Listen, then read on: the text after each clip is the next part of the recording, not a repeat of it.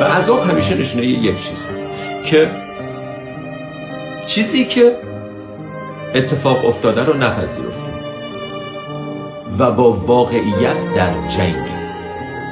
عذاب توی ذهن تو داره اتفاق میفته. دنیای بیرون میتونه برای تو درد و ناراحتی ایجاد کنه ولی عذاب نمیتونه ایجاد کنه. عذاب کاریه که تو توی خودت داری انجام میدی. وارد یه مهمونی میشی، یه نفر یه جمله‌ای بهت میگه که ناراحت کننده است، تا 2 روز بعدش داری عذاب میکشی. فکری که میکنی، خوابی که از دست میدی، اینی که فکرت مدام داری مرور میکنی چجوری جرأت کردم چه حرفی بزنه، چرا مگه من چیکار کرده بودم، اینا عذابی که داری میکشی. اون طرف اصلا متوجه این عذاب تو نیست، تو داری عذاب میکشی به خاطر حرفی که 3 روز پیش زده شد. عذاب تو ذهن تو، عذاب تو نوع فکر کردنت، داری عذاب میکشی. درد میتونه بهت وارد شه از طرف دنیا ولی عذاب کاملا اختیاری، تو میتونی زندگی کنی بدون اینکه عذاب بکشی.